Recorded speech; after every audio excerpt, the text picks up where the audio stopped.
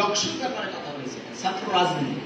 আমি আগেই বলেছি ছাত্র রাজনীতির বিপক্ষে আমি নই, তবে কালচার পরিবর্তন করতে হবে, কালচারটা পরিবর্তন করতে হবে। কারণ ছাত্রছাত্রীরা যদি রাজনীতিতে অংশগ্রহণ না করে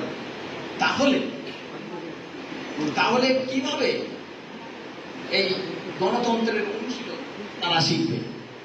এখান থেকে বেরিয়ে গিয়ে তারা আবার কি নতুন করে শিখবে? এটা তো সম্ভব না। সেই জন্য এখানে গণতন্ত্রের প্রকৃত অনুশীলনের মাধ্যমে যে ছাত্র রাজনীতি, সেই ছাত্র রাজনীতি এখানে আমরা প্রতিষ্ঠা করার জন্য উদ্যোগ নেব ইনশাআল্লাহ।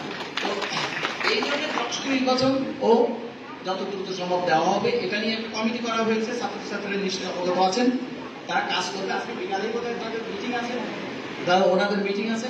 কাজ তো দ্রুত গতিতে চলছে। দেখেন, ব্যাপার হচ্ছে যে আমরাও তো হিউম্যান বিং, কত দিকে কত কাজ করা যায়। যারা